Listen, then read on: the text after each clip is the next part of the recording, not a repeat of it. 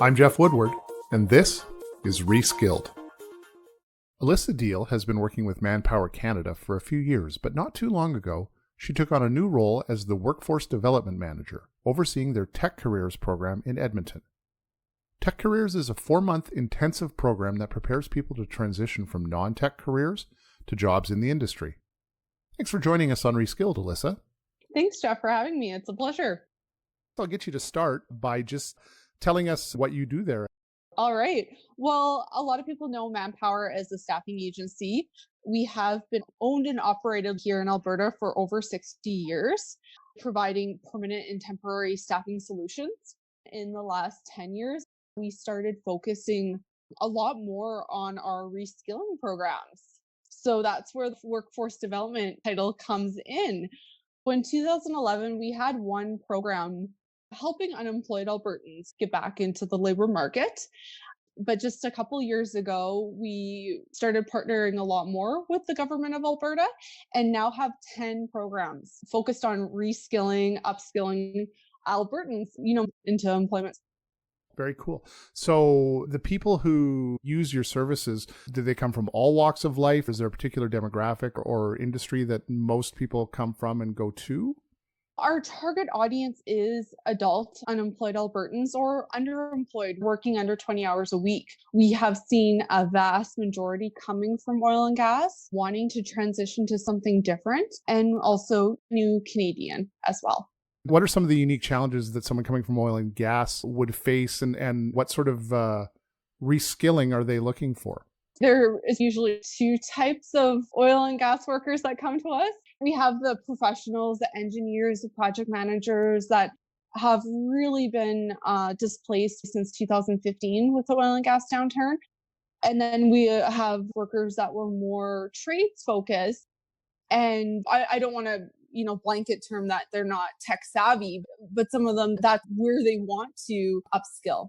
Yeah, that makes sense. I mean, they're both highly specialized training that they're coming from, engineering, sort of more tech savvy, and then tradespeople. And then what are you training them to do?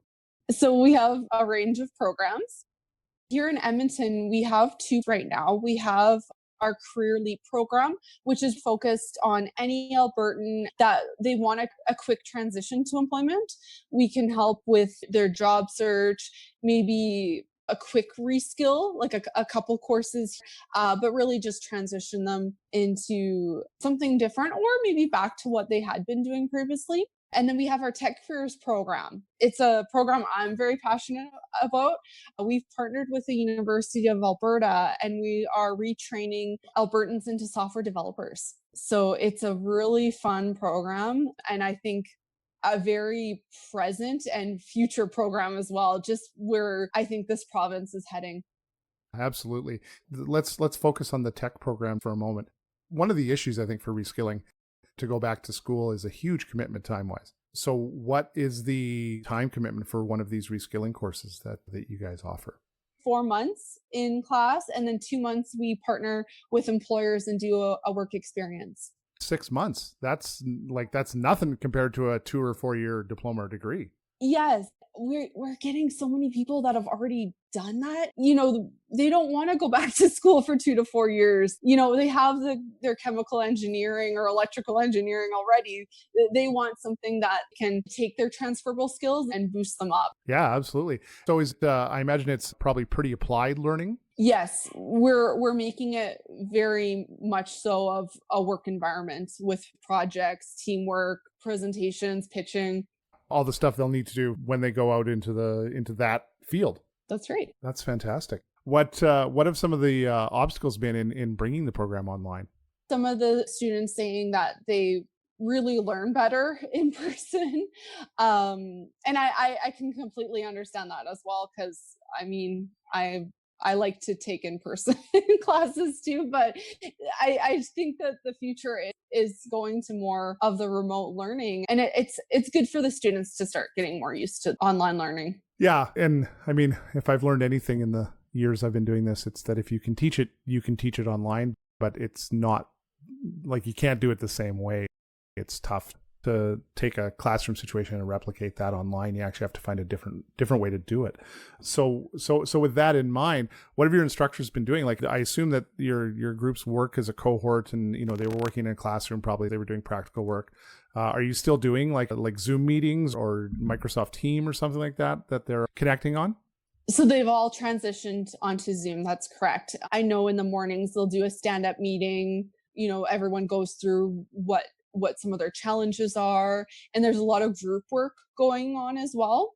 So they're all trying to, transition to when's a good time to meet, when can we work on this, and trying to do that more remote now instead.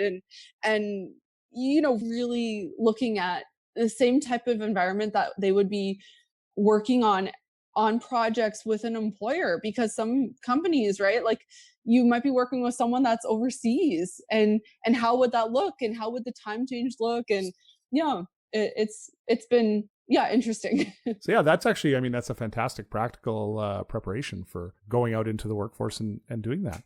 So I want to go back to the second group, the new Canadians that you spoke of as your other sort of major demographic.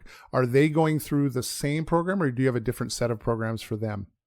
So some of them come to our Career Leap program here in Edmonton, where they just, want a quick transitional employment service, or some of them might be interested in TECHCareers, and then they do want to go through the full program.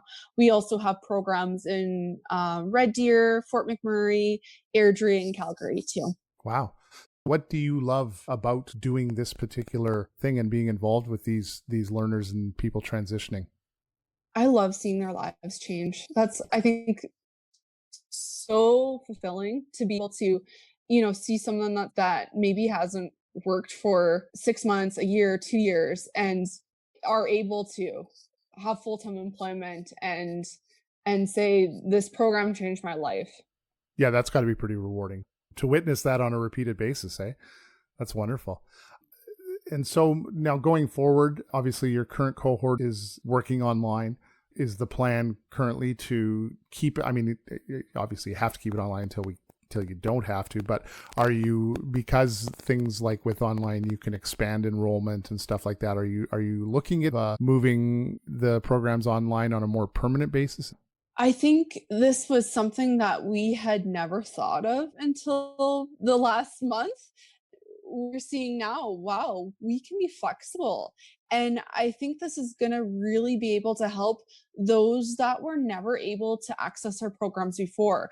I think of, people in Leduc and Stony Plain that just didn't want to commute to downtown. Hey, maybe now we can open up a branch and get some of those outlying communities. Yeah, it's an interesting thing about online learning that a lot of people don't think about. I was at a conference a couple of years ago, and they had this guy who's a relatively famous computer science person and had taught at Michigan State for 20 years and was really resistant to online learning. And they finally made him do a class. Yeah. And he became a convert, but he'd done the math, and he'd figured he taught there for 20 years. And the maximum people he could have in a class was 90 for his biggest class. So in 20 years, he taught 3,000 students.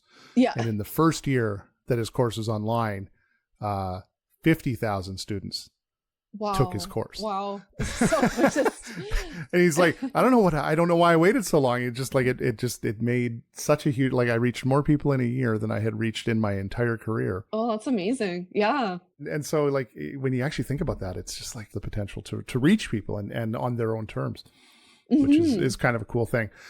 My next question is going back to the bootcamp idea. Who should look at doing a bootcamp in your experience? Obviously, we know they have to either be on EI or have qualified for EI, so there's a sort of practical qualification process. But have you sort of gotten some feedback from people who've gone through and where they were at when they came to you? Yes. And what we've really seen is it's not so much the past experience or education. It really is their passion and commitment to retrain, and their passion for innovation and technology that really drives them. We've had people in our program that didn't have much of a tech background, but personally, they were already starting to, I guess, self-develop that. They were the ones that were the most successful because their passion really lit that fire for them to excel in the program and go after their dreams, right? Of what they wanted from the program. A lot of them that were going above and beyond, like going to tech events, which a lot of them have transitioned online, which is amazing because, there's a lot of tech networking going on in the city. So if the students can do that on their evenings, just once in a while, just to start meeting some of the community, that really, really helps them. Yeah. So what I'm hearing is don't be held back by the fact that you don't know anything about this. If you're passionate about it and open to learning, you can find success. Exactly. Yes, you said it better than I could. Awesome. That's wonderful. Are there any stories of people who you've met in the time you've been going through this that stick with you? And would you like to share any of those successes with us? Sure. Yes. Let me think. Last year in 2019, we had a female student, and I say female because mostly our intake is 80% male. So we love to see females in tech because not as many apply. And it's not because we're looking for males, it's just what we receive as intake. So she was working at the Gap part-time and loved technology, had been a stay-at-home mom for years, had heard about this program through a coworker that said, "Hey, I heard about this TECHCareers program. You should really look into this." And before we were even able to earn a work experience, she had found a full-time job in software development. That's amazing. So we thought that was a really good success story for 2019. Yeah, that's wonderful. Yeah, and tech and development definitely need more women. Yes. So Alyssa, this all sounds really amazing and it sounds like a wonderful resource. I think the important question a lot of people are going to ask is how much is it going to cost them? This is a free program, so a lot of people think this is too good to be true. They're like, "What?" So it's free, like there's no tuition. No tuition. Yeah, the government of Alberta takes that on. So yeah, that's kind of nice. Oh, that's amazing. There are not many things that are free anymore, so that is very nice. And I guess, I mean, you obviously have to commit to the time and to the learning, but if you're willing to do that, the rest is all just details. If someone has listened to this and they feel that it speaks to them, where can they go? How can they find you to enroll in one of these boot camps or just find out what their options are? Yeah, so either on our Manpower Alberta website, you can find our TECHCareers link on there through workforce development, or just Google techcareers.ca and our website will come up. We're currently taking our next batch for July 2020. So we're doing our intake and enrollment right now. Awesome. Thank you so much for visiting us with us today, Alyssa. Thank you for your time, Jeff. It was a pleasure. ReSkilled is brought to you by Onlia, an e-learning production company located in the heart of Edmonton, Canada. This episode was produced by Beau Desonier, William Fritzberg, Mel Giel, Adriana Lopez Ferrero, and me, Jeff Woodward.